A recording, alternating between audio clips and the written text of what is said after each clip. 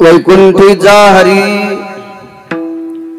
ताना यशोदेच्या घरी रांग तसे हा अंगणी माथा जावळाची वेणी पाये पैंजण आणि वाळे हाती नवनीताचे गोळे रांग तसे हा अंगणी माथा जावळाची वेणी धन्य यशोदा ते माय दाशी जनी वंदी पाय रांग तसे हा अंगणी माथा जावळाची वेणी नमो विठ्ठला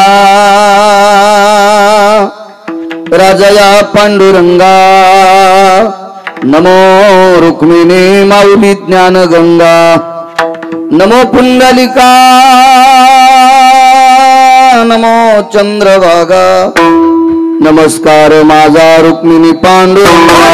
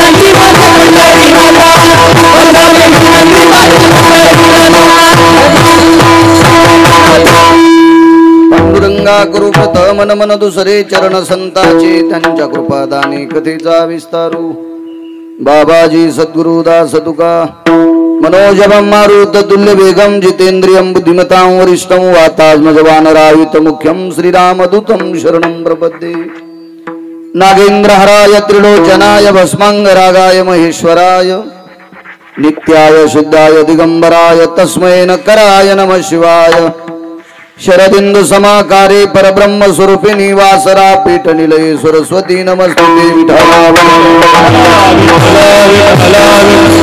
आता वैवासित पावनाती भासती पंचानन समाना तया श्रोत्याची आचरणी जाना साष्टांग नमन करीतसु वाद्यभूषित पावन ती प्रत्यक्षामरेंद्रा समान तयाची आचरणी जान साष्टांग नमन करीतसु आता गान गंधर्व देवता कोकिळ कंठस्वर आराका जी कीर्तनी वहिवासित लोका तयाची आचरणी नमनगा मजदी सदसु परम विख्यात तुझ जान ब्रह्मयाचा सुतू नारद जान नाम तितिक्षु तयाची आचरणी नमनगा जेने धर्म जितविलाची बळी तो संभाजी जान नवाळी कावतरला जयाची आकुळी तया छत्रपतीची आचरण कमळी अष्टांग नमन करीत सो विठाला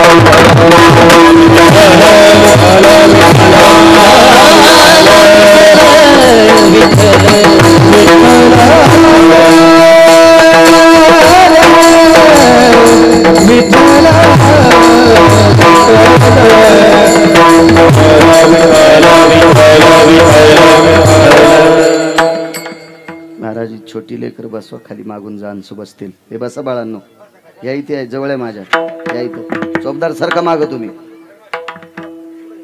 बसा इथं बसा बसा पाठी मागून माणसं बसतात आता बसा विडाला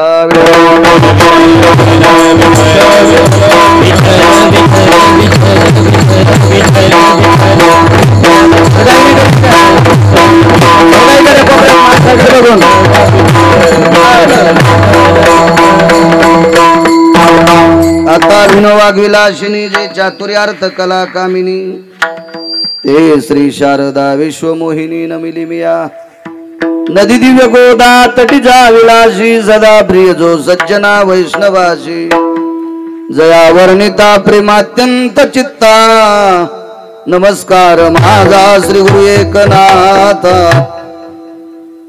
वैकुंठीचा हरे ताना यशोदेच्या घरी रांगतशे हांगणी माथा जावळाची वेणी प्रस्तुत प्राप्त प्रसंग निवडलेला अभंग विश्वमान्य विश्वभूषण विश्वाधिकार विश्वप्रिय देवमान्य शास्त्रमान्य साध्वी जनाबाई यांचा कालापर प्रसंगातील प्रसादपर प्रकरणातील प्राप्त प्रसंगी निवडलेला अभंग प्राप्त प्रसंगी निवडलेला अभंग माझ्या जनाबाईंचा आहे. या अभंगाद्वारे आईसाहेब नमूद करतात वैकुंठीचे भगवान जगदानंद कंद जगतपती द्वारकाधीश कृष्ण परमात्मा हरी हा यशोदेच्या घरी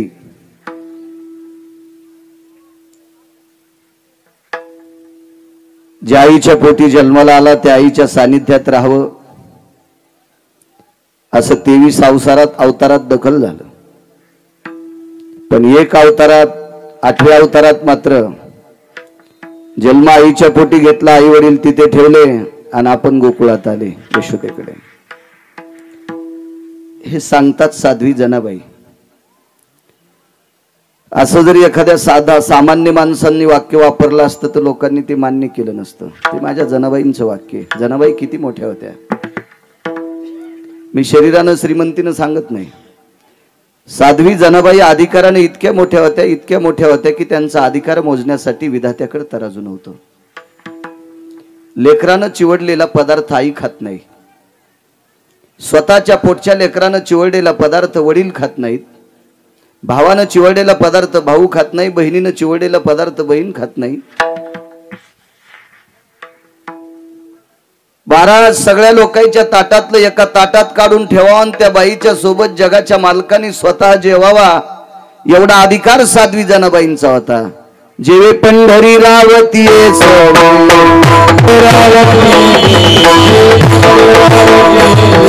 रामयाची जनी कोणतीये भावा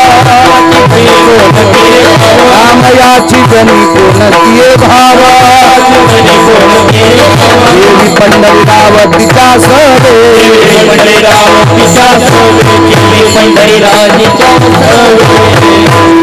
नामयाची जनी कोणतीये भाव जेवी पंढरी रावती सवे किंवा तिच्या सवे.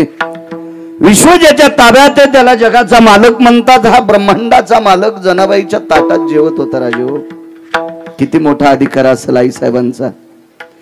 त्या आई साहेब म्हणतात वैकुंठीचा हरी तान आहे यशोदेच्या घरी. चार्वाकांना शंका आहे असं काय असेल, याचं कारण काय असेल. का गेला यशोदेकडेच का गेला.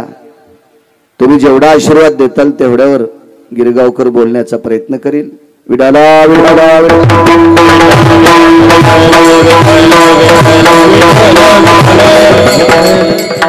मोठ्या श्रद्धेने मोठ्या अट्टहासाने चालत असलेली ही जुनाट परंपरा दरवर्षी एका गावामध्ये मोठा हा तुम्ही आध्यात्मिक उत्सव करता. माझ्या ज्ञानोबाराय तुकोबारायच्या नामाची पताका रोवता. अन्नपूर्णेचं अधिष्ठान असल्यासारखं फार मोठं अन्नदान करता.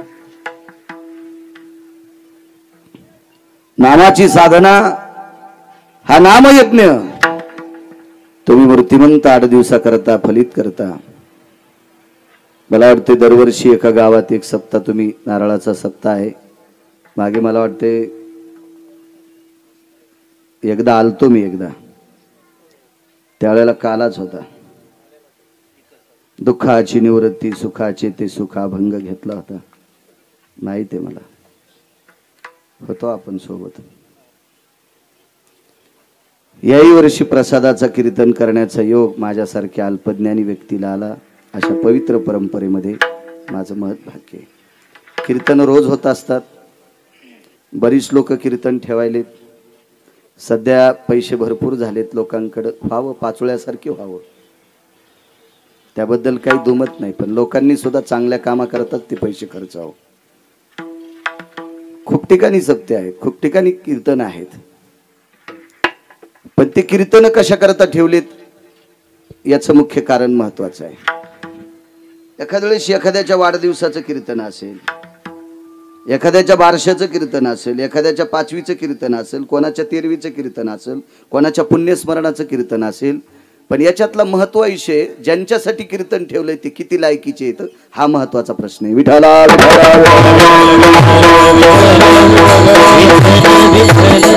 चांगली गोष्ट आहे. वाढदिवसाला कीर्तन ठेवल्यावर आपल्याला काय तिथं शिव्या द्यायच्या नाही, अभंग घेऊन कीर्तनच करायचं. पण ज्याच्या वाढदिवसाला कीर्तन ठेवलंय तो मलेशियात, ज्याच्या वाढदिवसाचं कीर्तन आहे तो मलेशियात, आणि त्याच्यावर प्रेम करणारे कार्यकर्ते इतके इडे झालेत, बापाची एक षष्टी करीत नाहीत, माईची एक षष्टी करीत नाहीत. आणि जो मलेशियात अंग सोडायला गेलाय त्या भडव्याचा वाढदिवस कीर्तनाला हे खर्च करतेत आणि आम्ही त्याच्या नावानं बोंबलायचं. आमच्या सुद्धा बोकांडीवर पाप पडतंय. विठाला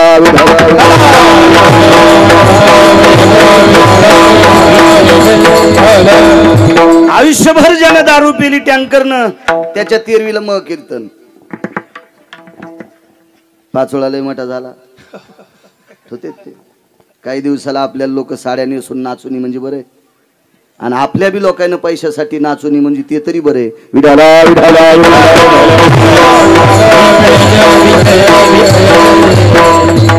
आणि एक परंपरा आहे,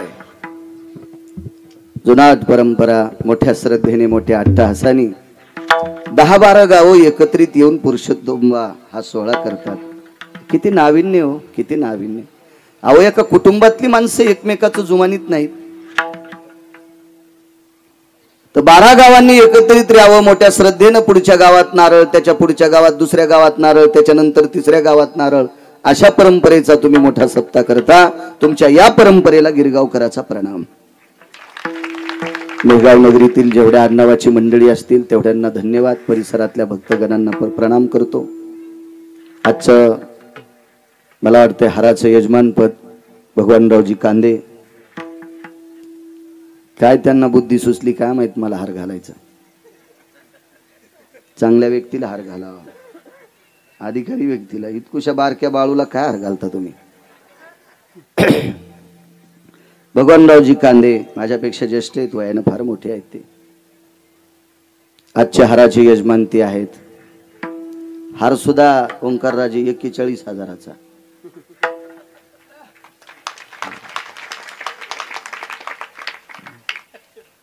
तुम्हाला सुद्धा प्रणाम. प्रणाम प्रणाम प्रणाम प्रणाम. बरे, परमार्थात रेलचेल होती ना याच्यात आनंद आहे, महत्वाचा विषय. अशा संप्रदायात माणसं रेलचेल करतात याचा स्वाभिमान आहे, सार्थ अभिमान आहे याचा. आदरणीय भगवानरावजी कांदे तुम्हाला मनपूर्वक धन्यवाद देतो. मृदंगाचार्य महाराष्ट्रातली बुलंद तोफ, या महाराष्ट्राच्या मातीला वारकरी संप्रदायाला लाभलेले गोड सरत्न मृदंग क्षेत्रातलं आदरणीय भरतजी महाराज पठाडे आहेत, त्यांनाही प्रणाम करतो. त्यांचे बंधू तोडीस तोड शत्रुघ्न महाराज पठाडे, त्यांनाही प्रणाम करतो. गान सम्राट, गान कोकिळा, गायनातलं तज्ज्ञ रत्न, या महाराष्ट्राच्या माथीला लाभलेलं गोड असं रत्न आदरणीय ओंकारराजे, त्यांनाही प्रणाम करतो. त्यांच्यासोबत चाल म्हणलेले गोड या परिसराला लाभलेलं दिव्य तेजस्वी रत्न आदरणीय घुगे महाराज. बरोबर आहे महाराज, तुम्हाला सुद्धा प्रणाम करतोय. इथेच एक सुंदरशी वारकरी शिक्षण संस्था, भविष्यातल्या ज्ञानोबाराय तुकोबारायच्या नामाचे पाडे गाणारे, भविष्यातल्या महाराष्ट्रातले तारे घडवायचं काम ज्या संस्थेत घडल्या जाते असे आमचे पुरुषोत्तमजी महाराज जायभाई. इथं गोड असा डोंगर आहे, त्या डोंगराच्या पायथ्याला दिव्य असं तेजस्वी सद्गुरू भगवान बाबाचं मंदिर आहे आणि रुक्मिणी पांडुरंगाचं मंदिर आहे. तिथं सुंदरशी रमणीय वातावरण डोंगराच्या पायथ्याला, तिथं महाराजांची संस्था आहे, ते स्वतःहून आले, त्यांनाही प्रणाम. आदरणीय आमचे हरिभक्तीपरायण विठ्ठलजी महाराज शिंदे, त्यांना सुद्धा मनपूर्वक प्रणाम करतो. वेळात वेळ काढून ते सुद्धा आले, त्यांनाही प्रणाम. आमचे शेषराव मामा तुम्हाला सुद्धा प्रणाम. धर्मानाम पवित्रो धर्म संन्यासो पवित्र हा रक्तांबरस्त तेवच वासनेला अग्नी लावणारी माणसं जे संन्यासी बाबा सुद्धा आहेत, दोघांना सुद्धा प्रणाम करतो. हरिभक्तीपरायण भागवत महाराज असतील, संदीप महाराज तुम्हाला सुद्धा प्रणाम. ज्यांनी माईकवर बोलले मला वाटतं ती गावातले असावा, तुम्हाला सुद्धा प्रणाम. भागवताचार्य आमच्या महाराजांच्या धर्मपत्नी त्यांना सुद्धा धन्यवाद प्रणाम. संस्थेचे विद्यार्थी आहेत, चोपदार भालदार आदी करून सर्वांना येणेकरी सर्वांना प्रणाम करतो. पंचक्रोशीतून आलेली सर्व भक्तगण स्वतःचा वेळात वेळ काढून माझ्या ज्ञानोबराय तुकोबरायच्या नामचिंतन करता तुम्ही वेळ देता म्हणून तुमच्या चरणी साष्टांग प्रणिपात. माऊली साऊंड सिस्टीम अत्यंत गोड आहे, देव तुमचं चांगलं करो. विठाला विठाला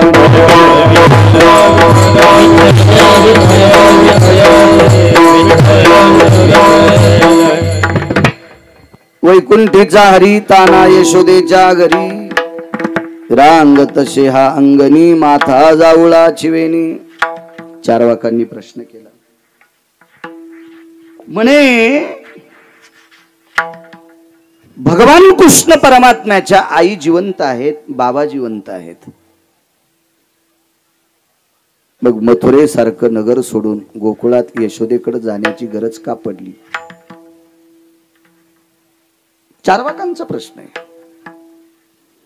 असं का गेले असतील? चारवाकांचा प्रश्न आहे, मी सांगतो म्हणून ऐकायचं नाही. मी अभंगावरचं लिखाण एका मोठ्या माणसांचं वाचिलं. ते वैकुंठवासी माधव महाराज मगर म्हणायचे, चारवाकाने वेटीच धरलं म्हणे, असं का झालं असावा? काय गरज होती कृष्णाला देवकी सोडून यशोदेकडे जायची? वसुदेवासारखा पिता सोडून तिकडं नंदाकडे जाण्याची काय गरज होती? जावं म्हणे, पण लेकराला खेड्यात जन्म झाला असेल आणि तिकडे एखादा सोयरा शहरात असेल तर शिक्षणासाठी जावं. पण झाल्या झाल्या काय शिकणार आहे? हे काय गोंधळ घालता तुम्ही?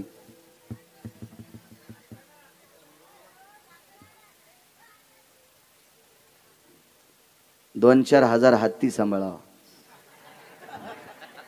पण 2 शेळ्या नाही सांभाळावा. अहो घाम सुटला त्या चोपदाराच्या, घाम यायला बसिता बसिता. हा विठाला विठाला विठाला विठाला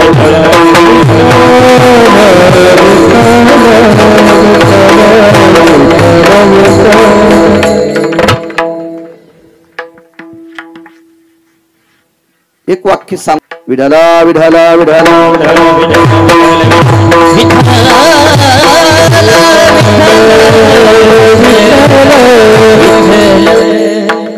विठाला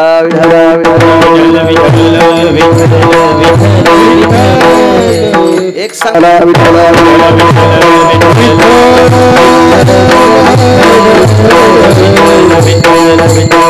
बालक नामाने वैता बालक नामाने वैता बालक नामाने वैता बालक धन्य त्याचे ज्ञान न करीच शोक वदिता बालक नामा म्हणे. करीला भावी न प्रीती, करीला भावी न प्रीती हो, करीला भावी न प्रीती,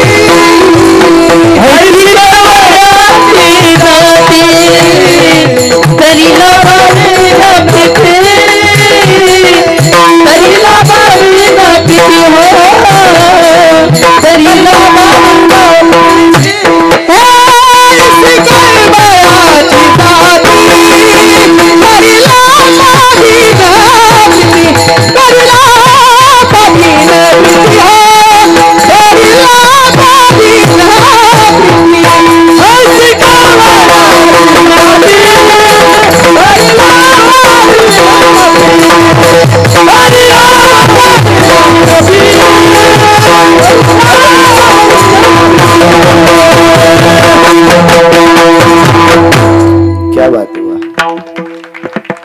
आई आई असते. तुम्हाला एक रोजची प्रचलित नम्रता सांगू का? एक कुत्र दुसऱ्या गल्लीत जर गेलं, या गल्लीतलं कुत्र जर दुसऱ्या गल्लीत गेलं आणि त्या गल्लीत जर कुत्रे जरा खात्या गव्हाणीतले असते आणि हे जर असं जळमट असेल तर त्याला माहिती आपल्याला तोडते, त्यावेळेला हे कष्ट घाली ते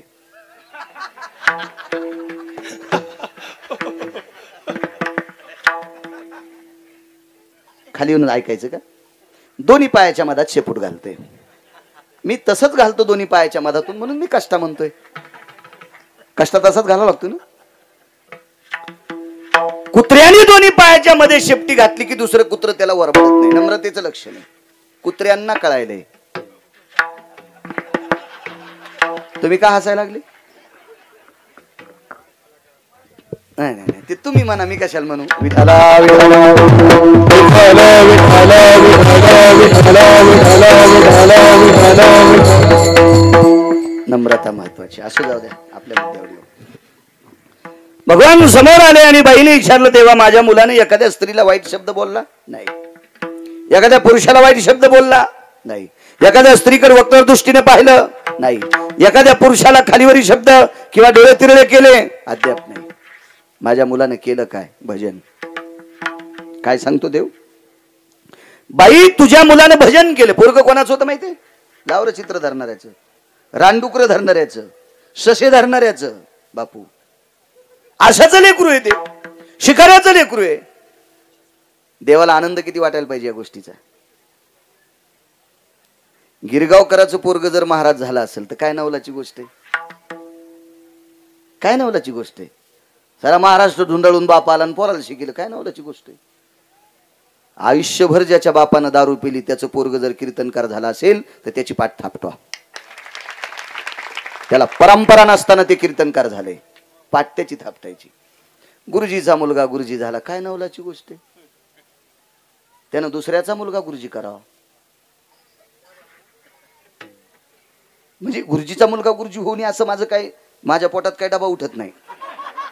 आणि उठला तरी काय तुमच्यानं काय, माझ्यानं काय होणार आहे? तुमचं काय माझ्या हातात आहे का गुरुजी होणं न होणं?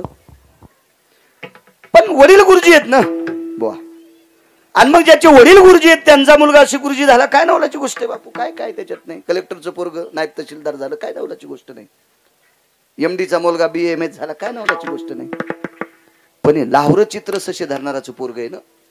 देवाला याचा आनंद वाटायला पाहिजे होता ना. देवा तरी पण तुम्ही मारलंस, क्षमा असावी. येते देवा. बाईनं सांगितलं, देवा तुला माफ करण्याची पात्रता, क्षमा करण्याची पात्रता माझ्यात काय? तू जगाचा बाप आहे. वृक्षाचे पान हले ज्याची सत्ता, तुझी सत्तेने वेदासी बोलणे, तुझी सत्तेने वेदासी बोलणे, सूर्यासी सावने तुझी बोले, सूर्यासी सावने तुझी बोले, तुझी सत्तेने वेदासी बोलणे, तुझी सत्तेने वेदासी बोलणे, सूर्यासी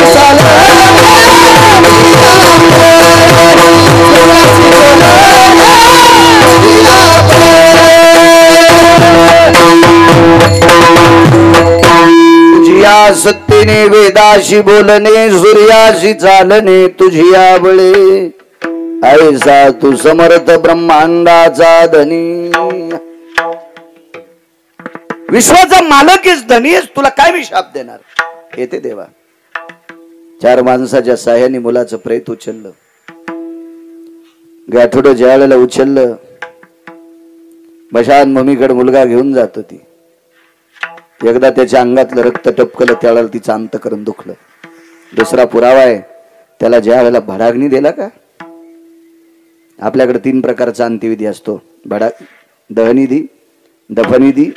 काही राज्यामध्ये, आपल्या भारतीय संस्कृतीमध्ये प्रेत पाण्यात सोडतात. 3 प्रकारचा अंत्यविधी पुराण प्रणाली, वेद आणि शास्त्र प्रणालीत आहे. आपल्या संत परंपरेतला अंत्यविधी येतो. ज्या वेळेला मुलाला भडाग्नी दिला त्यावेळेला तिने दक्षिणेकडे पाहिलं. दक्षिण दिशा यमाची दिशा आहे असं पुराण सांगते, मी नाही. दक्षिणाधिपतये नमः. दक्षिणा म्हणजे पैसा नाही, दक्षिण दिशा. कारण तर्पण विधी तिकडे तोंड करून करावा लागत असतो.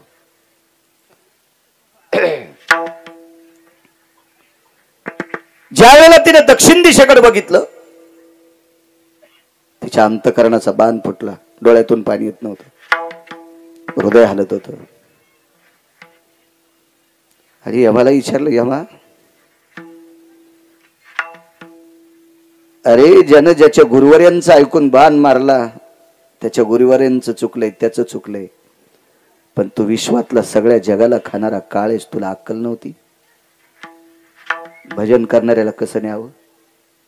तुला ज्ञान नव्हतं? तुला हे सुचलं नाही यमा? यमाला पण एक शाप आहे, आजच्या कीर्तनात सांगत नाही, त्याला पण शाप आहे. एक सांगतो, सगळ्या गोळ्या घेतल्यावर रिॲक्शन येत असते, ती राहू द्या गोळी बाजूला. वशिष्ठाला एक शाप दिलाय, तोंडानं यमाला दिला, तोंडानं वशिष्ठाला दिला, पण देवाला तोंडानं नाही दिला. त्याला अंतःकरणाचा टळटळाट लागला. तोंडानं दिलेल्या शापातून यम मुक्त झाला, तोंडानं दिलेल्या शापातून वशिष्ठ मुक्त झाले, पण अंतःकरणातून जो टळटळाट लागतो का त्याच्यातून मुक्त होता येत नाही. म्हणून कोणी कोणाचा टळटळाट घेत जाऊ नका, कोणी कोणाचा टळटळाट घेऊन जाऊ नका. हेव्हा 60-65 वर्षाचं आयुष्य माणसाचं, आपण किती कमिलन किती भिकारी झालो ती एके दिवशी आपल्याला घरातली लोक पेटून देणारच आहेत, आपल्या राखाचा ढिगल उडवाड्यात नाही तर एखाद्या नदीत तळ्यात टाकणारच आहेत. त्याबद्दल मी असो तुम्ही असो सगळे असो, पण एखाद्याला खोटं बोलून एखाद्याच्या अंतःकरणाचा टळटळाट घेतला की 11-11, 13-13 पिढ्यापर्यंत त्याचा जाळ इजत नसतो. एका साधूच्या दारातली गाय हरण केली, एका साधूच्या दारातली गाय हरण केली. त्या साधूचं नाव होतं महर्षी कपिल. भागवत आहे का लक्षात येईल तुमच्या? ती कामधेनू नावाची गाय ज्या वेळेला हरण केली त्यावेळेला अंतःकरणाचा टळटळाट लागला आणि 60,000 पोट्टे, 60,000 पोरं भुसकट जळावाशे जागेवर जळून गेले. टळटळाट आहे, टळटळाट घेत जाऊ नका कोणाचा टळटळाट. जगाच्या मालकाला हा टळटळाट लागला, अरे देवा याच्या हाताने माझी माती व्हावी, याच्या हाताने माझा अंत्यविधी व्हावा, याच्या हाताने मला भडाग्नी लागावा, पण उलट केलंस रे देवा, उलट केलंस रे जगदानंद पंतपते या महाराज, तो उलट केलंस रे देवा. माझ्या पोराला माईच्या हाताने अग्नी लावायची वेळ आली. विडाला विडाला विडाला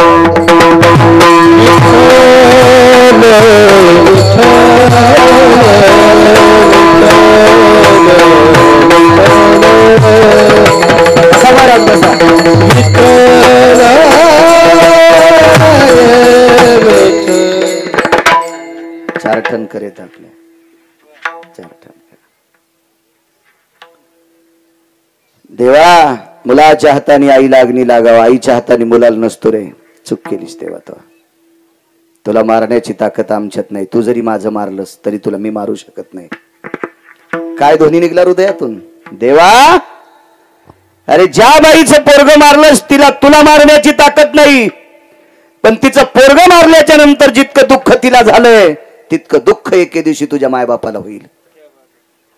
त्रेतायुगातला शापाचं गाठोडं, शाप चुकून बोललो, त्रेतायुगातलं टळटळाटकचं गाठोडं, शापही म्हणा काय हरकत नाही, याचं गाठोडं द्वापार युगात जगाचा मालक घेऊन जन्माला आला.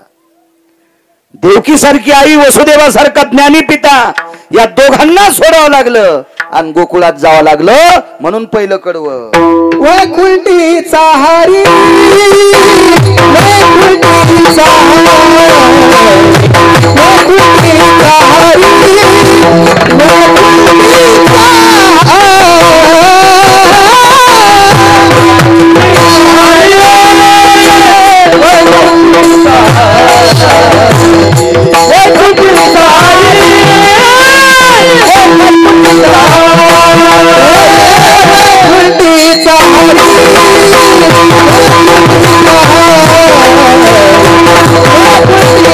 हरी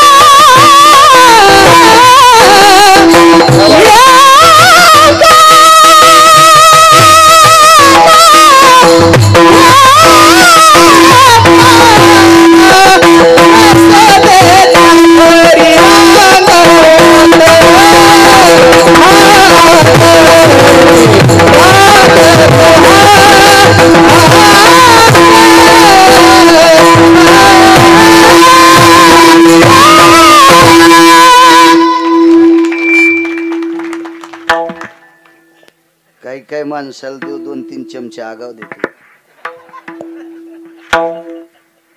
तुम्हाला याच्यात दिलं त्याला त्याच्यात दिलं. बरं तुम्हाला लय लय दिलं तुमच्या संग आम्हाला ठुले आम्हाला याच्यात महत्व आहे. विठाला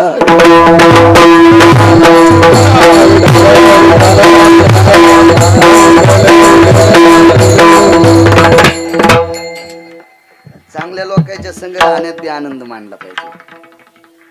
उंदर जेवारीत निघले की माणसं मारित येत, गावात निघले की गोळ्या टाकून मारतात आणि तेच उंदर गणपती बशी निघले की मोदक खाऊ घालतात. 2-2 बऱ्याच्या संग आपलं चाललंय. चला विठाला विठाला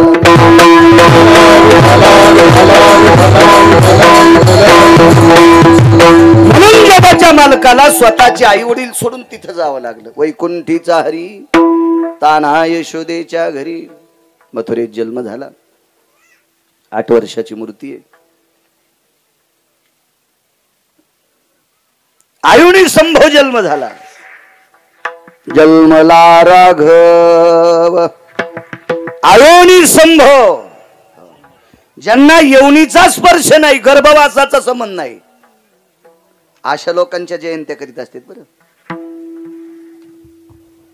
ज्यांना गर्भवासाचे चटके येत त्यांची पुण्यतिथी, ज्यांना गर्भवासाचा चटका नाही त्यांची जयंती. माणसांच्या पुण्यतिथ्या आणि संतांच्या जयंत्या. देवांच्या संतांच्या आयुनी संभव देव. गर्भवासाचं दुःख नाही, चटकात नाही गर्भवासाचा. प्रगट झाले. लागली साईला बाबांना बोलू लागला जगाचा मालक मला कुठं न्या.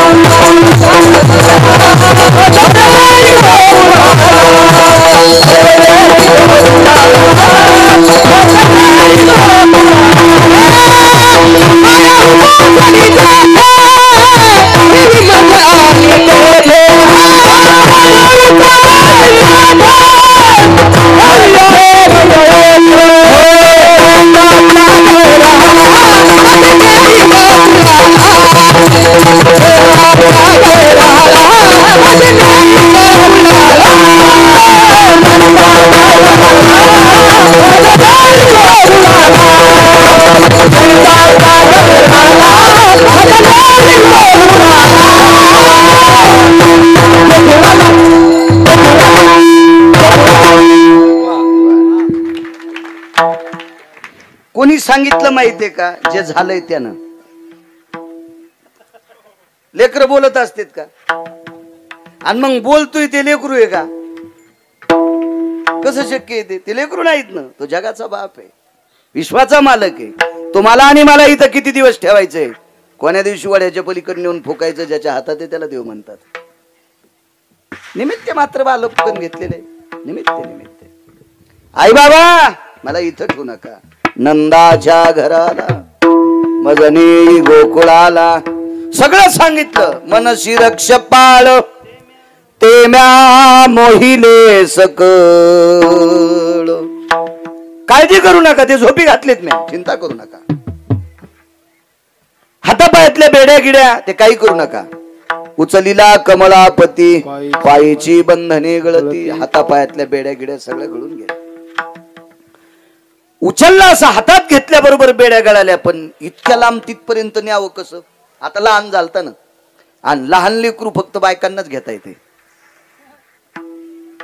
जरा गाल वाढायल्या, झिपऱ्या वाढायल्या, मोबाईल वाढायल्या, खिशातले पैसे मागायल्या मग माणसाला घेता येते.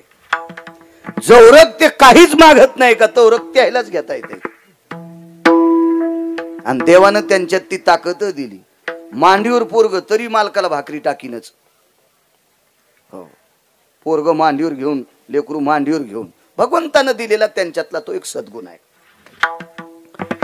त्यांना ती सप्रेम भेटे, ती गिफ्ट देवानं दिलेली. माणूस नाही करू शकत नाही माणूस. ती फक्त आईच करू शकते. वसुदेवानं विचार केला इतकं छोटं आपण बाहेर न्यायचंच कसं? त्याची मान पडन, त्याची टाळू पडन. लहानपणी घेऊ देत नव्हत्या बाया. हे तसं खांद्यावर टाकू नको बाप्पा, त्याची मान पडन. आता सगळ्याच्या माना मोडायची याच्यात ताकद, याची कशाची मान पडती? आव टाळू द्याचीत का न द्याची त्याच्या हातात आहे, त्याची टाळू पडती होय. वय 4 टन कर आहे का नाही? कसा भारांसुद माणूस पावर आमचा.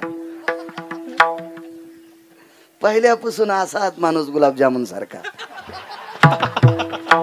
टवटवीत तू का टवटवीत. माझ्यापेक्षा ज्येष्ठ आहेत ते.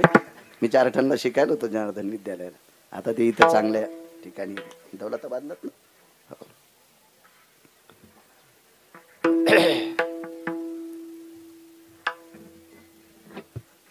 मग सूप घेतलं. सूप माहिती ना आपल्याला सगळ्यांना.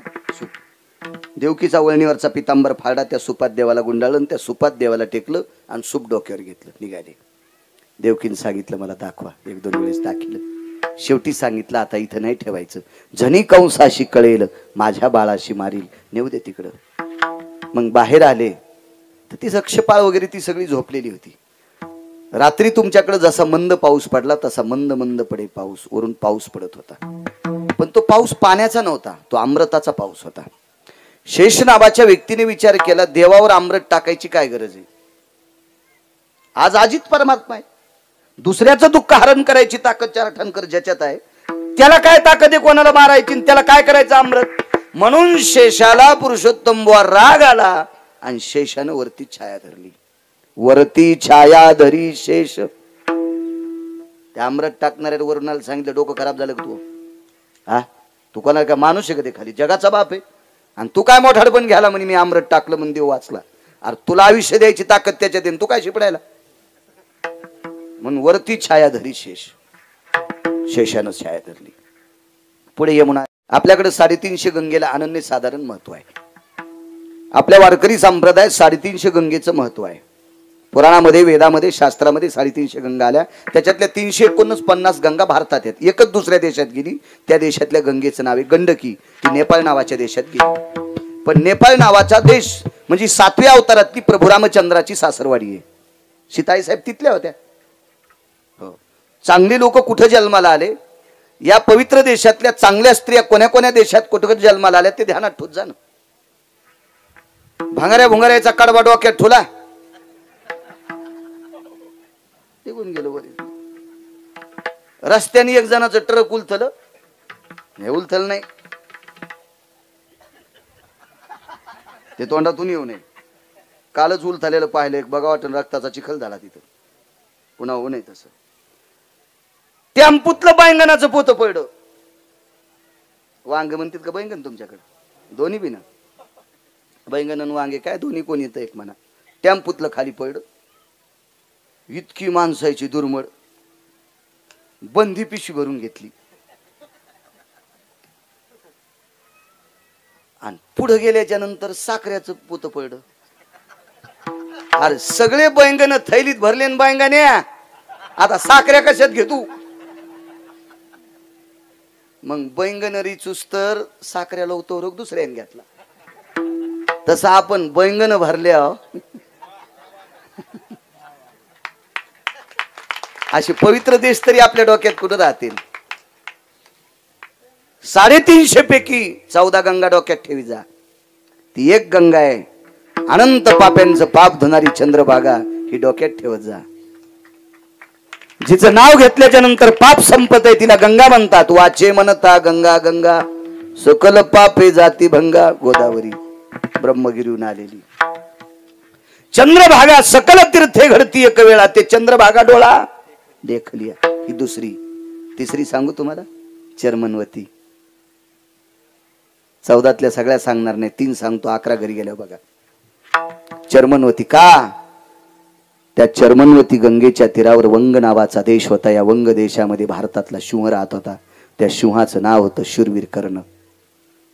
आणि या चर्मनवती नावाच्या गंगेच्या तीरावर वर्षाली नावाच्या पत्नीसोबत, स्त्रीसोबत, कुमारिकेसोबत कर्णाचं लग्न झालं. ती त्याची धर्मपत्नी म्हणून वावरली.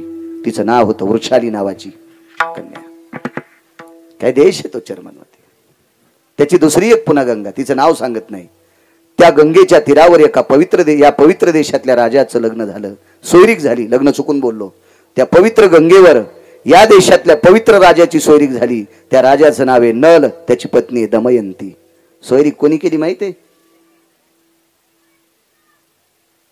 बापू माणसांनी नाही केली, ऋषींनी नाही केली, मुनींनी नाही केली, जपितप्यांनी केली नाही. सोयरीक केली राजहंसानं. भ्रुकुटी ते पाहता तिकडे, अगा डोई विस्तृत अंबर ढळे, पाहता चंद्रामृत तेज आगळे, भास्कर निराळे तेज बयगा. जिच्या डोक्यावरचा पदर पडल्याच्या नंतर ते केस बघितले, ते भ्रुकुटी पाहिली, ते नाविन्य रूप पाहिलं, तर पौर्णिमेच्या चंद्राला लाजवील आणि दुपारच्या सूर्याच्या तेजाला ढाळवील अशी सुंदर अंगणा पाहिली. मम स्वाम पाणी ग्रहणो भयो, हिच्या सोबत लग्न करण्याची इच्छा. पण समोरच्या गंगेत राजहंस क्रीडा करत होता. पाचारीला तो इहंगम, इहंग म्हणजे पक्षी, त्याला बोलवलं आणि त्याच्या तोंडात अशी चिठ्ठी देऊन टाकली आणि ती चिठ्ठी तिला पोचली. त्या चिठ्ठीला होकार पुन्हा राजहंसाच्या तोंडात आली आणि होकार मिळाला. पाणी ग्रहण झालं. नल दमयंतीचं लग्न. राजहंसानं चिठ्ठी. सिनेमातल्या लोकांना राजहंस नाही गावसाला. ज्या रिकामी जागा जा, काय जा, हा कसं कसं ध्यानात आहे. बैंगनच भरले थैलीत.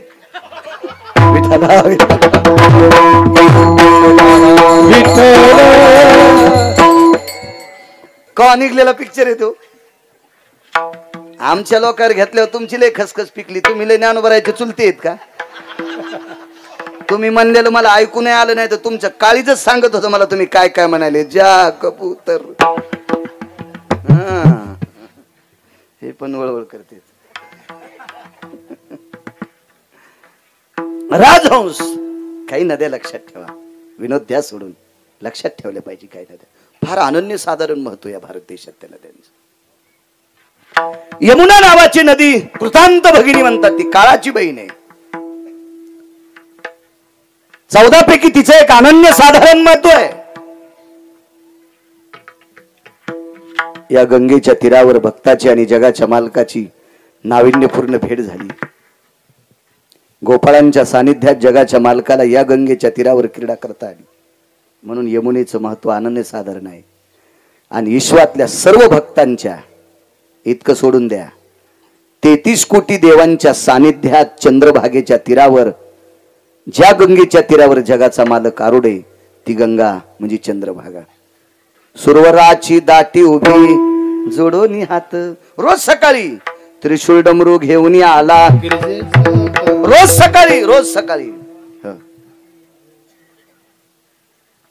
सर्व 33 कोटी देवता रोज ज्या गंगेच्या तीरावर येतात तिला चंद्रभागा नावाची गंगा म्हणतात. अनन्य साधारण महत्व आहे अशी यमुना नावाची गंगा. तशी तो वाळवंटापर्यंत भरलेली होती. पण वसुदेवाला बघितल्याच्या नंतर गंगेचं पाणी वाढत होतं. गंगेच्या पाण्याला वाढायला लावलं मधल्यानं, सुपातल्यानं, वाढा म्हणे. आई फार रडली होती देवकी. पण वसुदेव रडलेत नाही. आपल्या बाबांचं आपल्यावर प्रेम आहे का नाही बघण्यासाठी जगाच्या मालकानं गंगेला वाढायला सांगितलं होतं. मुद्दा नंबर 1. दुसरा मुद्दा, या गंगेच्या पात्रातून पलीकडे जात असताना जगाच्या मालकाला सासूबाईनं जावायला विचारलं, मला तुमचं दर्शन घ्यायचंय. सुपातला कोण होता? हिचा जावाई. आणि यमुना नदी सुपातल्याची कोण होती? सासू. लक्ष्मी कोणाची कन्या? सागराची. सागराच्या पत्न्या कोण? नद्या 350. त्याच्यापैकी ही नदी. मग कोण समुद्राची? पत्नी. मग लक्ष्मीची कोण? आई. लक्ष्मी कोणाची बायको? विष्णूची. सुपातला कोण? विष्णू. मग नदीचा कोण? जावई. वा. नदी त्यांची कोण? सासू. पा उलटा खेळ. सगळे जावाई सासूच्या पाया पडतात 100 रुपये करदुड्यासाठी. रुपये ते 1 रुपया आहे की नाही? करदुडा, 1 सुपारी आणि रुपड्यावर नाही 100 रुपये लागतात. हावसानं सासूच्या पाया पडते. हावसानं. इथं सासू जावायच्या पाया पडायली. कारण सांगू? सासूत किती पाणी ठेवायचंय. वाक्य कळालं ना? सासूत किती पाणी ठेवायचं हे सुपातल्याच्या हातात आहे. त्यानं जर वरुणाला सांगितलं थेंब पडू देऊ नको, सासू कोरडी पट. नुसती वाळूच सासूत. म्हणजे जामातो भयतृप्तानाम सरिता ओघम जल जायते नैवम गांजा कसम लिखितम. हे गांजा फुकेन लिहिले का? सर्व सरितेचा ओघ भरून व्हायची ताकद जिच्या ते त्याला जगाचा पाप म्हणतात. आणि आशाचं दर्शन घ्यायचं होतं म्हणून पाणी वाढलं. पुर चढला आचाट त्याशी लाविला अंगुष्ट दुभंगली यमुना माई. लगेच अंगठा लावल्याबरोबर 2 तुकडे पैलतीराला पोचले. पैलतीराला पोचल्याबरोबर वाडा दिसला मोठा. त्या वाड्याला 4 दार, त्याच्यातलं एक उघडं होतं. ते दार होतं गाईचं. त्या दारातून गाईकडे येत होते नंदराजा. अनावधानानं चुकून उघडं राहिलं. रात्रीच्या 1-1:30च्या सुमारास वसुदेव महाराज बाळाला डोक्यावर घेऊन त्या वाड्यात प्रवेश केला. समोरच्या तोंडालाच एक सुंदर असं घर होतं. आतमध्ये राणीवासा पाहिला, माझं घर पाहिलं, त्याच्या पलीकडचं एक घर पाहिलं. आणि त्या घरात एक बाज होती. पलंग काय असेल, त्या पलंगावर एक कन्या खेळत होती. तिला माया म्हणतात. आणि ज्या कन्येला जिनं जन्म दिलाय ती विदेह स्थितीत होती. त्या कन्येच्या जाग्यावर जगाच्या मालकाला टेकलं. आणि ज्या कपड्यात जगाचा मालक गुंडाळून आणला त्याच कपड्यात कन्या वापस नेली. यशोदा होती ती. यशोदा तिथं पाठीमागं घर होतं. ते बाळांतनीचं घर असं वाऱ्यावर नसते. आता द्या सोडून. माझ्या लहानपणी बाळांतनीच्या घरामध्ये तिला आंघोळीला बाहेर आणत नव्हते. 12 दिवस चपला घालून बाई जेवायची. चपला बाजावून खाली उतरलं की चपला घालीत होत्या. डोक्याला बांधलेलं. आंघोळ करायला तिच्या त्या बाजाखाली बाथरूम. ते खडा करायचा, त्याच्यावर आऊत खोडं टाकायची फणसालेली आणि त्याच्यावरच आंघोळ. ती त्या काळातलं सांगलो, आताच नाही. हा काय त्या लेकराला असं पालथं घालून नाव घालायचं. शेवटी मग पायाचा मातीचा गंध लावायचा. त्याला दिष्ट लागू नये, काही लागू नये. काय नाविन्य होतं ते. हो, नाविन्य होतं ते. मग त्या पाळणा असायचा. त्या पाळण्यात झोपी घालायची. लेकराला मच्छर चावू नये म्हणून शेराच्या झाडाचा फांदी आणून बांधायची. शेर नावाचं झाड आहे, त्याची फांदी बांधायची. मच्छरायला लय नाद असतो, कुठं टचके आणायचा. त्याला अकलत नाही. गालाला फोडीन, कुठं फोडीन. नरम जागा पाहिली की ते टचका हाणतेतच. हो, तसे मच्छर येडग त्या शेराची फांदीला. तिला पाला नसती. तिला पालान देठन फांद्या एकच. आणि त्या कोमल काडीला टचका हाणला की मच्छराचं ईस शेराला काहीच करीत नाही. शेराच्या ईसानं मच्छर मरतो. त्या काळात ते कॉईल नव्हतं. ते असं जीप काढून मच्छर खाणार नव्हतं. त्याचं टीव्हीत पाहिलं अशी लांब जीप काढी. तर म्हणलं इतकं लांब म्हणलं आपलंच काही खाऊनी म्हणजे बरं यानं दाखवते. असं पाहिलं की लोक मच्छर. ते कोणी ऍडव्हर्टाईज काढली मला त्याला एकदा भेटायचं. तू पुराच्या कडीला काऊन राहत नाही, खाली पाड्याला ओढून गेलो माणूस असा. मच्छर काय वाढायला. चांगले आपल्याला काय आपलं तोंड पुरत नाही, कशाला अंगूर आंबट. ऍडव्हर्टाईजचे लय कुठं नाही. ज्याला गाजर खाली लागतेत का वरी लागतेत त्याला माहितच नाही. ज्याला रताळ खाली लागतेत का वरी लागतेत याचा पत्ता नाही. ज्याला भुईमुगाच्या शेंगा जमिनीत लागतात का वरी लागतात याचा पत्ता नाही. आणि खताची ऍडव्हर्टाईज त्याच्या हातानं. शेतात टाकायच्या खताची ऍडव्हर्टाईज त्याच्या हातानं. बसायची जागा निब्बर दांड्यानं हाणायला पाहिजे. त्या कंपनीवाल्याची. बरं, कंपनीवाल्याची. कारण सांगू तुम्हाला, ज्यानं भरघोस उत्पन्न शेतीत काढे त्या शेतकऱ्याच्या हातानं खताची ऍडव्हर्टाईज करत. जे आयुष्यभर 3 दिवसात 30 बाऱ्या फॅरन लवली लावू फिरत होई. त्याच्या हातात खत घंटा भर द्यावा युरिया. दुसऱ्या दिवशी जर त्याच्या हाताचे नाही कातडे गेले तर मला बाळ्या म्हणू नका. आणि त्याच्या हाताने ऍडव्हर्टाईज. जे उसात, गव्हात, कापसात, हळदीत, अद्रकीत, सरपाचा, इंचवाचा, काट्याचा, किड्या कुड्याचा, पायात बूट आहे का, चप्पल आहे का, हिवाळा आहे का, उन्हाळा आहे का, पावसाळा आहे का, बॅटरी आहे का, कंदील आहे का, कशाचा विचार न करून रानावनात फिरायले, रक्ताचा घाम करायले, मातीत टाकायले आणि जगाला मोती तयार करायले. त्याच्या हाताने खताची ऍडव्हर्टाईज नाही. तुम्ही याला बी टाळ्याच वाजवा. पायपाची ॲडव्हर्टाईज कोणाच्या हाताने असते? हे पाणी देतो ना आपण, मला त्याची नाव कळत नाहीत त्या लोकांची, त्याच्यातली काही मेले बी ॲडव्हर्टाईज करणार आहे. आता कुठे जिथे ते तुम्हाला एक सांगाव का, वर्म हे ज्याच्या त्याच्या ठिकाणी गेलं ना, ज्याच्या त्याच्या योग्यतेनुसार त्याचा सत्कार झाला ना, विश्वामध्ये यज्ञाची भूमिका प्राप्त होत असते, लक्षात घ्या. हो. गोष्ट झाली काय माहिती, खा तू कणगीला आणि गा तू इरलेला. जेवारी कणगीतली खालाय आणि वरच्या झाकणाला चोंबाळायलाय. येडपट हेस का काय तू? जेवारीला चोंबाळ ना, कणगीला चोंबाळ, झाकणालाच मुला मला लावायला. पहिल्यापासून चालू असंच ते. एकट्यान बोंबलून काय होते?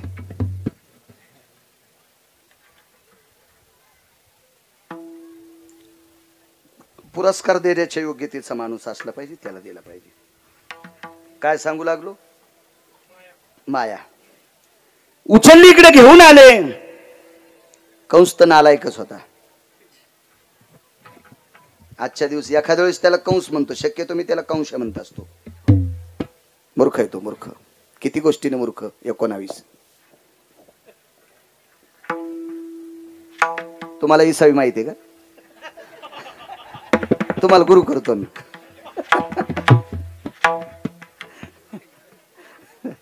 आकडा असा सांगायचा पुढच्याला घामे.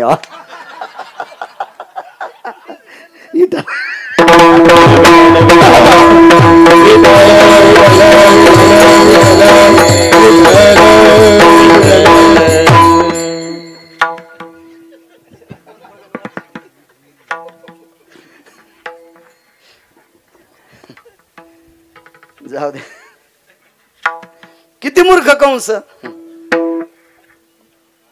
आई वडिलाची सेवा करणाऱ्याच्या तुकोबऱ्या पाया पडतात. धन्य नमो तया माता पित्याचे पालन, नमो त्या वचन सत्यवदे. जो आई वडिलांची सेवा करतात तुकोबऱ्या त्याच्या पाया पडतात. विठाला विठाला विठाला विठाला विठाला विठाला विठाला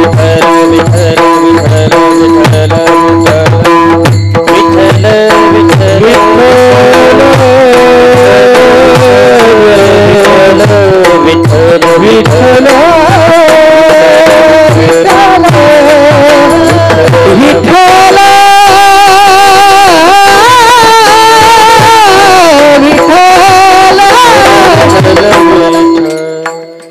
आई वडिलांची सेवा करणारा त्याच्या तुकोबऱ्या पाया पडतात.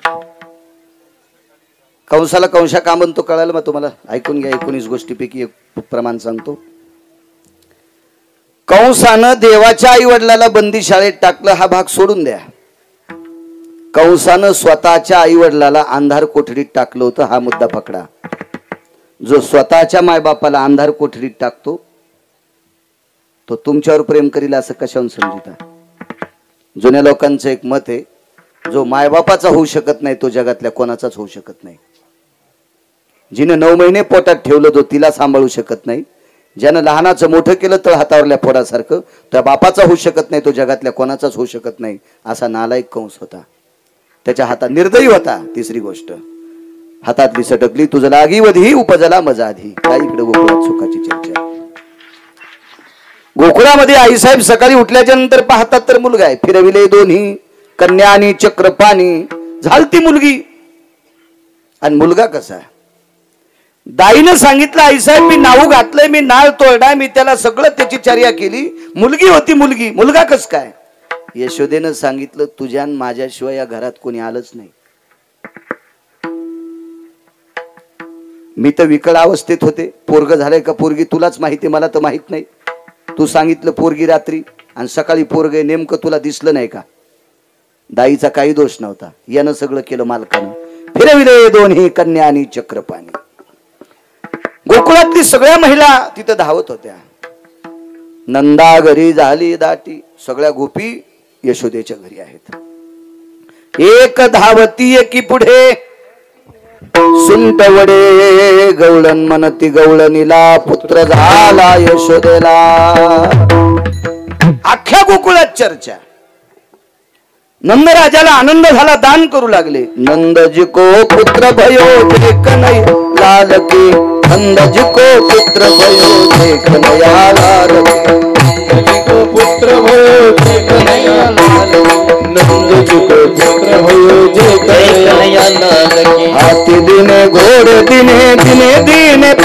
पालखी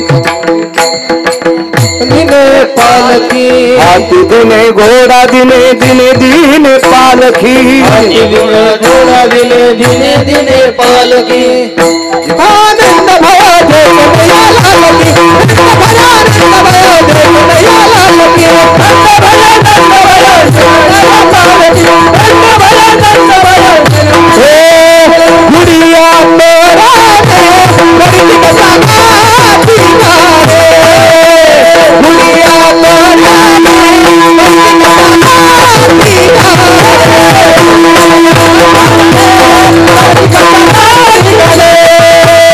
गुड़िया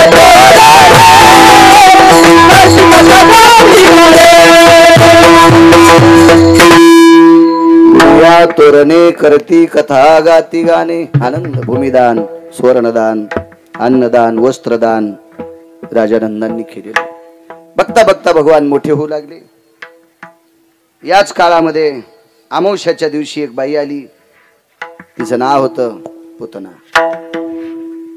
अमावस्याच्या दिवशी आली द्वादशीच्या दिवशी एक सत्पुरुष आले सत्पुरुषी व्याख्या त्यांना सोबत नाही जगाचा बाप आला त्या जगाच्या बापाचं नाव होतं भगवान शिवशंकर ते जोग्याच्या रूपात आले अनुभवत वाजती पुंगी बाबा जोगी आला रे जोगी अनुभवत वाजती पुंगी रे बाबा जोगी आला रे जोगी अनुभवत वाजती पुंगी बाबा जोगी आला रे जोगी जोग्याच्या रूपात शिवजी आले ते द्वादशीला आलते अमावस्याच्या दिवशी पुतना आली अष्टमीच्या दिवशी तृणावत नवमीच्या दिवशी तृणावत आला अशी नाना प्रकारच्या तिथीला वेगवेगळी लोक आली कागद करी ठा मारिली बाळपणी अवघी दैत्य खानी बुडविली बालपणातला हा प्रभूचा पुरुषार्थ आहे बघता बघता 11 वर्ष 52 दिवस झाले देवाला गोकुळात नाना प्रकारच्या क्रीडा केल्या 11 वर्ष 52 दिवस झाले 53वा दिवस उजाडला या 53व्या दिवशी सूर्यास्ताला जात असताना त्या नगरीत एक रथ आला त्या रथाचा सारथी अक्रूर होते अक्रूर संप्रदायात अनन्य साधारण महत्व आहे कोणाला अक्रूर म्हणायचं अक्रूराची 35 ते 45 वर्षाची साधना तपश्चर्या काशीला झालेली का कारण पंढरपुरातल्या मालकाच्या एका लग्नात श्रीमंतक नावाचा मणी आलता हा मणी 21 क्विंटल 78 किलो 44 तोळे सोनं रोजचं देत होता 21 क्विंटल 78 किलो 44 तोळे सोनं रोजचं देत होता तो पंढरपुरातल्या मालकाला सासरवाडीतनं आलता हे सासरवाडीतून आलेलं धन शुद्ध करावं याच्याकरता काशीला नेलं 35 ते 45 वर्षापर्यंत मणी तिथं ठेवला त्याचं अन्नसत्र झालं एक घाट बांधला त्या घाटाचं नाव अक्रूर नावाचं घाट नाव ठेवलं तिथं अक्रूरेश्वर लिंगाची स्थापना केली एका तीर्थाचा उद्धार केला त्याला मणिकर्णिका तीर्थ असं नाव पडलं मग कालांतरानं तो मणी इकडे आणला अक्रूर अनन्य साधारण मत सात्विक सदाचारी पुण्यशीले पावने गोष्ट एकच होती नालायकाच्या नगरीत राहत होता दुःख एका गोष्टीचं होतं बापू तो फक्त नालायकाच्या नगरीत राहत होता आणि ते अक्रूर रथ घेऊन आलेत राजाने सांगितलं जा नंदाकडे 2 अपत्य आहेत आपल्या उत्सवाकरता घेऊन या रात्रीच्या समयाला अक्रूरांचं आणि नंदराजांचं जेवण वगैरे आटपलं उद्याची तयारी विचारली उद्या मी नेण्यासाठी आलो नंदराजाला पक्क माहित होतं झाल्या 8 वर्षाचा होतो तो मुलगा नाही तो देव आहे आपल्याकडे नाना प्रकारच्या राक्षसांचा शेवट केला हा माणूस नाही हा देव आहे शत्रुघ्न देव आहे तो देव आहे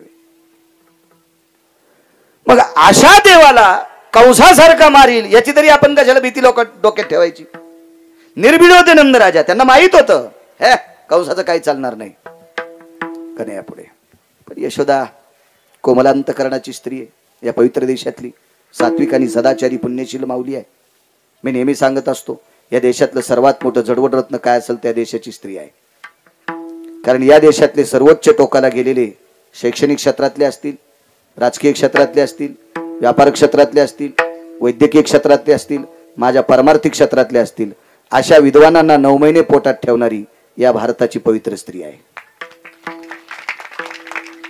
नाना प्रकारच्या रत्नांना जी जन्म घालते ती पवित्र स्त्री या पवित्र देशाची आहे त्याच्यापैकी यशोदा, यश क्रशती यशोदा.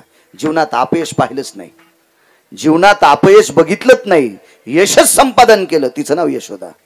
द्रोह जीवनात पाहिलाच नाही, वैषम्य जिच्या जीवनात आलंच नाही, आणि आलं तरी ते मानलं नाही, तिचं नाव द्रौपदी. द्रोहन जायते द्रौपदी, यश आक्रशती क्रशती यशोदा. यशालाच क्रशन, अपयशाला नाही, अशी यशोदा. रथ शृंगारला यशोदेला माय नावाची उपमा दिली. शेवटच्या कडव्यात सांगतोय तुम्हाला कशा करता माय म्हणतात. धन्य यशोदा ती माय. शेवटच्या कडव्यात पुरावा आला. वैकुंठातला हरी यशोदेकडे का गेला त्याचा पुरावा तुम्ही ऐकला. मधला पुरावा ज्ञात आहे. तळवे तळहात टेकीत, डाव्या गुडघ्यानी रांगत, रांगत रंगणी, चोरीत लोणी, धावणी धरती गवळणी, वगैरे वगैरे वगैरे वगैरे. त्याच्या हातात पायात वाळे वगैरे, नाना प्रकारच्या बिंद वगैरे सगळं, माथा शोभे पिंपळ पान आदी करून सर्व प्रकारचं वर्णन निळोबारायांनी फार सुंदर वर्णन केलं. पंढरपुरातल्या मालकाचं द्वापार युगातलं बालपणातलं अत्यंत अत्यंत काटेकोरपणानं वर्णन केलं. निळोबारायांच्या गोळणी म्हणजे फार नाविन्य नाविन्य. निळोबारा हे शेवटचे अत्यंत भगवंताचे लाडके संत आहेत, फार जिव्हाळ्याचे संत. योग असा आला, दुसऱ्या दिवशी रथात भगवान बसले. तेवढ्या अवकाशात यशोदेनं नंदराजांना सांगितलं, मालक एक बोलू, 5 मिनिटा करता कृष्णाला आतमध्ये घेता का. नंदराजानं सांगितलं, यशोदे 11 वर्ष 53 दिवस आपल्या इथं राहिलाय, पण ज्या आईच्या पोटी जन्म घेतलाय तिला त्याला नाहू सुद्धा घालता आलं नाही, त्याला कपडे एकदा पण घालता आले नाही, गंध लावता आला नाही, टाळू मागता आली नाही. तिच्या अंतकरण किती तुटत असेल का. जाऊ दे का त्याच्या आई वडिलाकडे, जाऊ दे. 11 वर्ष 53 आपल्या इतकडे राहिलाय, दिवस राहिलाय. 11 वर्ष 53 दिवस गोकुळात भगवान होते असं भागवत सांगते, मी सांगत नाही. मी नाही सांगणार माझ्या मनानं. एक तर वाचून सांगतो किंवा चांगल्या माणसाचं ऐकून सांगतो, भांगरायचं नाही. योग असा आला, 5 मिनिटा करता मला भेटायची इच्छा आहे. ठीक आहे कन्हैया, जी बाबा. यशोदेनं तुला 5 मिनिटा करता महालात बोलवलंय. येणारे संकेत मिळाला. आईसाहेबांनी लागलीत पाठ टेकला, पाटाच्या पुढे मोठं ताट टेकलं, मोठं ताट टेकलं, मोठं ताट. शक्यतो ते ताट जेवायचं नसेल, मोठं ताट होतं. त्या मोठ्या ताटामध्ये 7-8 वाट्या ठेवल्या. दूध टाकलं, दही टाकलं, साखर टाकलं, तूप टाकलं, भात टाकला, लोणी टाकलं, सगळी दुधाची पदार्थ टाकले. भात आणि साखर वेगळी, बाकी सगळी दुधाची पदार्थ. भगवान जेवायला बसले. जेवायला त्या पाटावर बसल्याचं सांगितलं, आईसाहेब आताच दादा आणि मी आम्ही सोबत जेवलो, आता पोटात भूक नाही. एक ऐक कृष्णा, ऐक ऐक ऐक कृष्णा ऐक, माझ्या हातानं शेवटचा एक चमचा सगळी पदार्थ खा. दुधाचा चमचा असेल, दूध आणि ताक एकत्रित घेतेत का याबद्दल काही नाही, पण तिने मात्र सगळी पदार्थ एक चमचा सगळी एकाच वेळेला खाऊ घातली. दूध असेल, दही असेल, ताक असेल, लोणी असेल, तूप असेल, साखर असेल, भात असेल, काय बासुंदी असेल, पेढा असेल, दुधाचे जेवढे पदार्थ तेवढी. आणि जेवण झाल्याच्या नंतर स्वतःच्या पदराने कृष्ण कन्हैयाचा चेहरा पुसला, तोंड पुसलं, हातात पाणी घेतलं आणि उरलेल्या पात्रावरच्या पदार्थाला पाणी फिरवलं. भगवंताने हात धरला. आई माय कोणाला म्हणतात लक्षात घ्या, कोणाला माय म्हणायचं. भगवंतानं यशोदेचा हात धरला. ए आई साहेब, मी आतापर्यंत इतक्या वेळात तुझ्या समोर जेवलो, तर कधी कधी मी जर पाणी नाही फिरलं तर तू पाणी फिरवतोच माझ्या ताटाचा, पण कधी जेवायच्या अगोदर, जेवायच्या अगोदर पाणी फिरवत होतीस. आज मी पहिल्यांदा बघितलं आई जेवण झाल्याच्या नंतर पाणी फिरवलं. याचं कारण काय. राव दे कृष्णा, येतो आता, जा देवकी मातेकडं. यशोदेला पक्क माहित होतं हा देवकीचा पुत्र आहे. एकदा असा प्रसंग झालता, कारण नंदराजा कृष्ण हा 4 वर्षाचे झाले त्यावेळेला नंदराजा कर भरायला गेले. कर भरायला गेल्याच्या नंतर तिथं कळालं हा अमक्याचा आहे. यशोदेला सांगितलं, यशोदे कृष्ण हा देवकीचा आहे. परत त्याच्या आईवडिलाकडे गेल्यावर त्याच्या आईवडिलांना जर विचारलं यशोदेनं सेवा कशी केली, तर याला सांगण्यासाठी जागा नसावा, अशी सेवा कर. म्हणून यशोदेने एके दिवशी कृष्णाला विचारलं होतं, कृष्णा मी कोण तुझी आई. कृष्णा मी तुझी कोण आई. यशोदे कृष्णानं आई म्हटल्याच्या नंतर यशोदेनं कृष्णाचा हात घेतला आणि स्वतःच्या डोक्यावर ठेवला. तुला माझी शपथ आहे, तुझी खरी आई कोण. तुला कोण प्रसवलंय. हात काढून घेतला डोक्यावरून, पण सांगत नव्हता. पुन्हा हात डोक्यावर ठेवला. कृष्णा जीवन आतापर्यंत मी तुझी सेवा केली असेल या चांगुलपणाची शपथ आहे, सांग तू कोणाच्या पोटी जन्माला आला. हात काढून घेतला आणि सांगितलं मी देवकीच्या पोटी. मग तिला माहित होता हा देवकीचा आहे. पाणी का फिरवलं. ऐक कृष्णा, ज्या दिवशी तू देवकीचा पुत्र आहेस मला कळालं, त्या दिवसापासून मी नियम केला, तू ज्या दिवशी आमच्या घरात दूध पिशील मी त्याच दिवशी दूध खात होते. तू ज्या दिवशी भात ग्रहण केला त्या दिवशी मी भाताला हात लावला. तू ज्या दिवशी साखर गोड पदार्थ खाल्ला त्या दिवशी मी गोड पदार्थ खाल्ला. तू ज्या दिवशी दही घेतलं मी त्या दिवशी दही घेतलं. तू ज्या दिवशी ताक पेलास तू त्या दिवशी मी ताक पेलं. तू ज्या दिवशी लोणी खाल्लंस मी त्याच दिवशी लोणी खाल्लं. मी पण केलता, मी नवस केलता. माझ्या घरामध्ये कृष्ण जी वस्तू या दुधाची खाईल मी त्या दिवशी ती वस्तू खाईल. कृष्ण ज्या दिवशी ताक घेणार नाही त्या दिवशी ताक प्यावं वाटलं तरी पेणार नाही. हा माझा संकल्प होता, हा माझा नियम होता. मी पाणी याच्याकरता फिरवलं का नाही?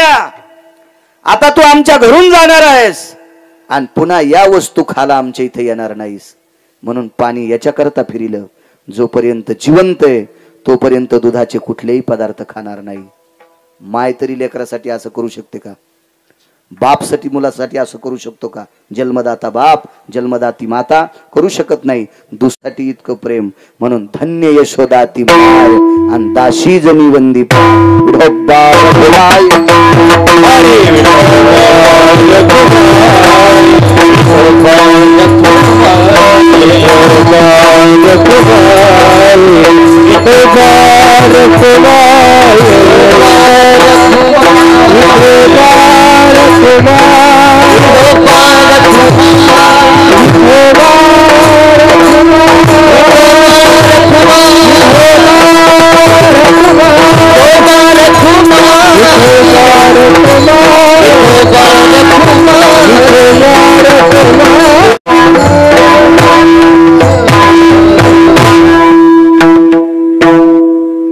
यशोदेचा निरोप घेतला. जगाचा मालक रथात बसला.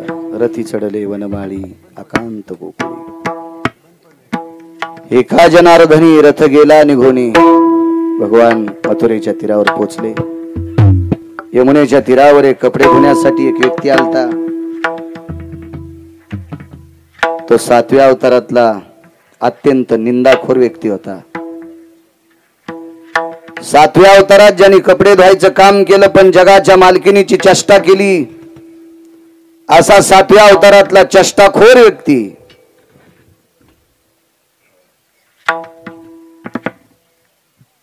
तो पुढच्या द्वापार युगात सुद्धा तेच काम करण्यासाठी जन्माला आला. 7व्या अवतारात भगवान प्रभू रामचंद्राचे कपडे धुवायचं काम केलं, त्या नगरीतल्या लोकांचे कपडे धुवायचं काम केलं.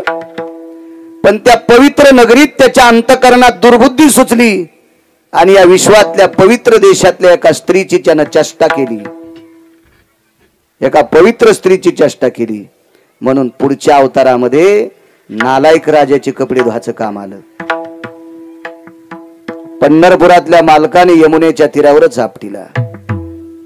धोबी का शिरवही पटका जय गोपाला जय गोपाला जय.